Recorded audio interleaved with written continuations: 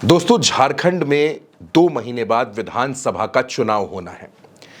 लेकिन चुनाव से ठीक पहले हेमंत सोरेन ने एक ऐसी रणनीति चल दी है जिसकी काट किसी के पास नहीं। अब हर किसी के जहन में यह सवाल उठ रहा है कि आखिर हेमंत सोरेन चुनाव में कौन सी रणनीति अपनाने जा रहे हैं। दोस्तों, आज झारखंड पर तफसील से आपसे बात करूंगा क्योंकि झारखंड की राजनीति को समझना बेहद जरूरी है।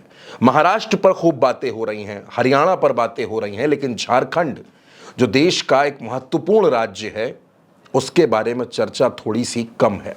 आज झारखंड पर बात करेंगे। हेमंत सोरेन सलाखों से बाहर आने के बाद एक बार फिर झारखंड के मुख्यमंत्री बन गए। उन्होंने कमान संभाल ली और दोस्तों, कमान संभालते ही हेमंत सोरेन बिल्कुल बदल गए हैं। हेमंत सोरेन ये समझ गए हैं कि झारखंड का आदिवासी समाज पूरी ताकत के साथ जेएमएम के साथ खड़ा हुआ है और वो जेएमएम को दोबारा सत्ता में लाने के लिए कमर कस चुका है।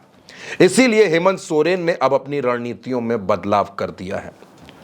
दोस्तों, जिस तरह से अखिलेश यादव और डिंपल यादव एक ही सदन में हैं, दोनों सांसद हैं, एक ही पार्टी से सांसद हैं, वैसे ही रांची में, झारखंड में हेमंत सोरेन और उनकी पत्नी कल्पना सोरेन दोनों एक ही सदन में हैं, दोनों विधायक हैं, दोनों एक ही पार्टी से हैं। हेमंत सोरेन ने अब कल्पना सोरेन को हर जगह आगे करना शुरू कर दिया है। दोस्तों, आपको याद होगा हेमंत सोरेन जिस वक्त जेल में थे तब कल्पना मुर्मू सोरेन यानी हेमंत सोरेन की पत्नी सक्रिय हुई थी। पार्टी के कार्यक्रमों में, चुनावी रैलियों में, जनसंपर्क में अलग अलग मौके पर कल्पना सोरेन दिखाई पड़ती थी। उसके बाद वो गांडेय सीट से उपचुनाव लड़ती हैं, विधायक बन जाती हैं। लोगों को लगा कि हेमंत सोरेन वापस आ गए हैं तो अब कल्पना सोरेन की सक्रियता उतनी नहीं रहेगी। लेकिन हेमंत सोरेन ने यह फैसला लिया है कि कल्पना सोरेन भी चुनावी प्रचार में उनके साथ साथ नजर आएंगी।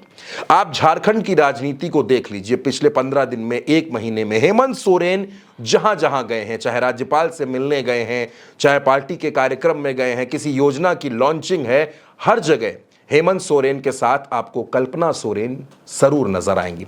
इसके अलावा कल्पना सोरेन खुद मीटिंग्स ले रही हैं, जनता दरबार लगा रही हैं, जनसंवाद कर रही हैं, लोगों से मिल रही हैं, आदिवासी समाज के कार्यक्रमों में जा रही हैं, जन सुनवाई कर रही हैं, लोगों की समस्याओं का निपटारा करने की कोशिश कर रही हैं। ये हेमंत सोरेन का महिला कार्ड है, यानी कल्पना सोरेन के सहारे वो बड़ी तादाद में झारखंड की महिलाओं को जेएमएम के साथ जोड़ना चाहते हैं जिसका फायदा चुनाव में मिल सके।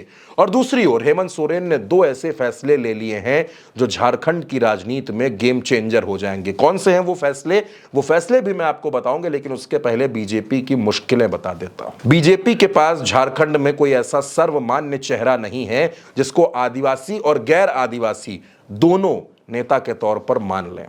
रघुवर दास झारखंड के मुख्यमंत्री हुआ करते थे, लेकिन अब वो राज्यपाल हैं। सरयू राय एक जमाने में बीजेपी के बड़े नेता हुआ करते थे, लेकिन वो भी बीजेपी को छोड़कर लंबे वक्त पहले चले गए और अब वो जेडीयू में चले गए।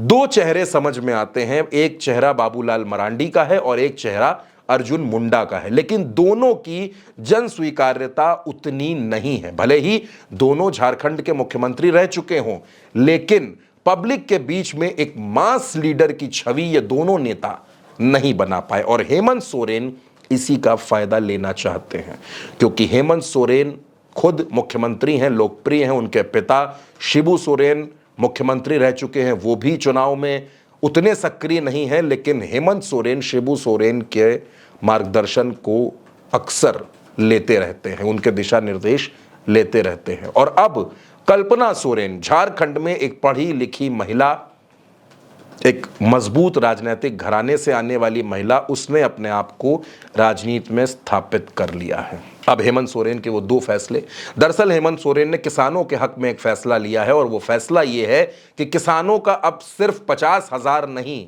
क्योंकि अभी तक झारखंड में 50,000 का कर्ज माफ होता था, लेकिन चुनावी राज्य में, जिस राज्य में चुनाव है, वहां कुछ महीनों पहले हेमंत सोरेन ने यह फैसला लिया है कि अब हर किसान का 2 लाख रुपए तक का कर्ज माफ कर दिया जाएगा और इसे हेमंत सोरेन का एक बड़ा फैसला माना जा रहा है। लेकिन इससे भी बड़ा फैसला है मुख्यमंत्री माइया सम्मान योजना।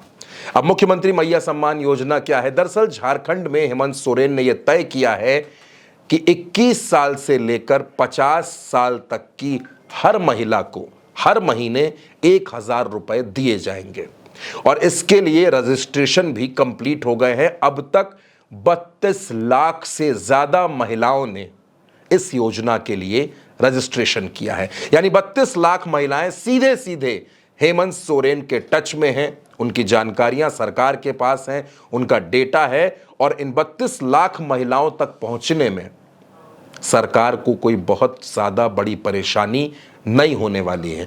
अब दोस्तों 32 लाख महिलाओं को अगर आप देखेंगे तो आप इनको परिवार की शक्ल में अगर देखेंगे तो यह आंकड़ा और बड़ा हो जाता है।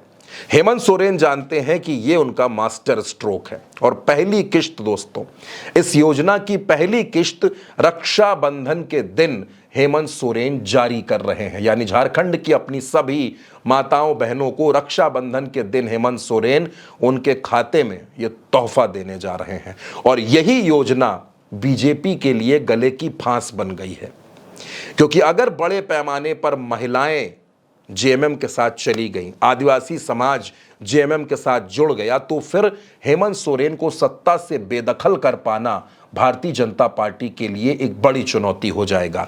और हेमंत सोरेन जो महिला कार्ड पर काम कर रहे हैं, चाहे वो उनकी पत्नी कल्पना सोरेन हो या फिर उनका ये महिला कार्ड, ये महिलाओं के लिए लाई गई ये योजना, ये हेमंत सोरेन को झारखंड की राजनीति में दोस्तों प्लस कर रही है। दोस्तों आपको क्या लगता है कि क्या हेमंत सोरेन का कल्पना सोरेन को आगे करना और महिलाओं के लिए यह योजना लाना, ये झारखंड की राजनीति में गेम चेंजर हो सकता है? आपकी जो भी राय हो, अपनी राय हमें कमेंट बॉक्स में जरूर दीजिएगा। और आज के खास मौके पर उल्टा चश्मा यूसी के सभी दर्शकों को हमारी पूरी टीम की तरफ से स्वतंत्रता दिवस की ढेर सारी शुभकामनाएं। जय हिंद।